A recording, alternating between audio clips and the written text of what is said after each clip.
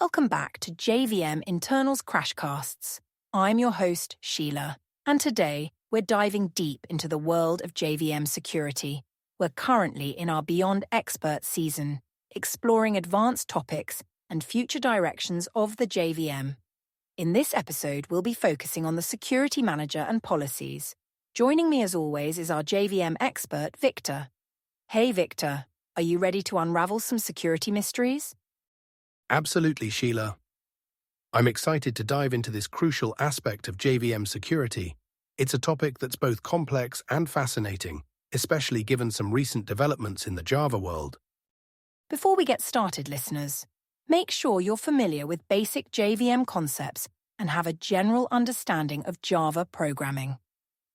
Now, let's kick things off with a quiz question to get your gears turning. Here's the question: true or false? The security manager in Java can prevent all types of security vulnerabilities in your application. What do you think, Victor? Any thoughts on this question? That's an excellent question, Sheila. It really gets to the heart of what the security manager is capable of.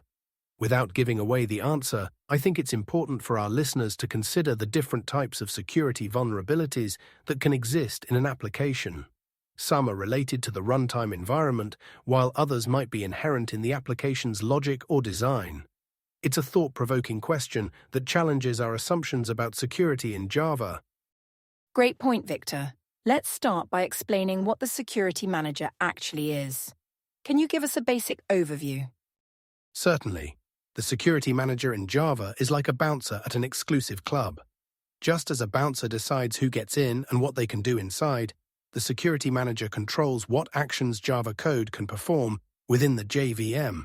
It's a class that helps enforce security policies, determining whether specific operations should be allowed or denied. That's a great analogy, Victor. So, if I understand correctly, the security manager is there to protect the system from potentially harmful operations. But how does it know what to allow and what to block? That's where security policies come in, Sheila. Security policies are sets of rules that define what actions are permitted. These policies can be configured to allow or deny access to system resources, like files, network connections, or even certain Java API calls. The security manager consults these policies whenever a potentially sensitive operation is attempted. Interesting. Can you walk us through how we might implement and configure these security policies? Absolutely. Security policies are typically defined in a policy file, which is a text file with a specific format.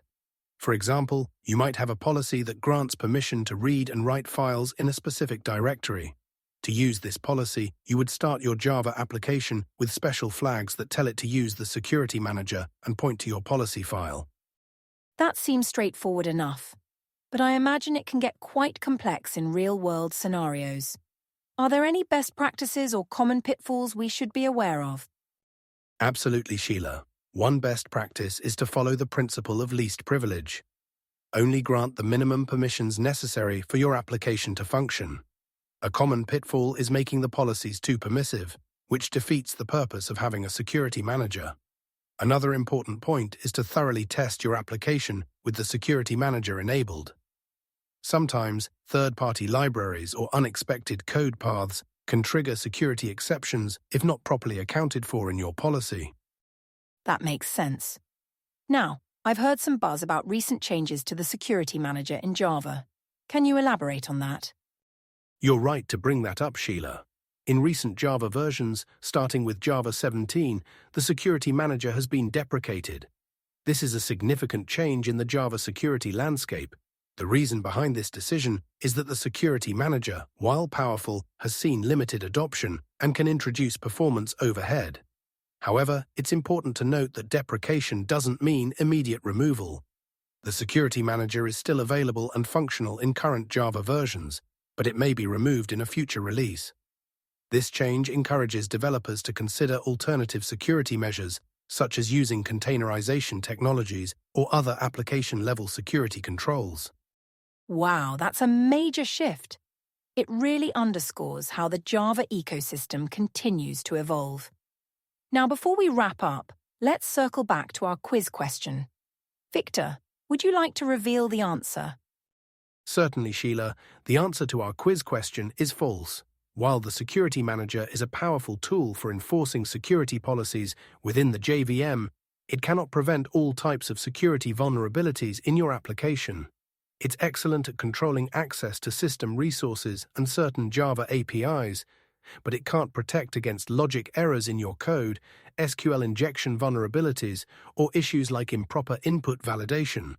The Security Manager is just one part of a comprehensive security strategy. Thank you, Victor. That really highlights the importance of a multi-layered approach to security. To summarize today's episode: 1. The Security Manager acts like a bouncer, controlling what actions Java code can perform within the JVM. 2. Security policies define the rules that the Security Manager enforces. 3.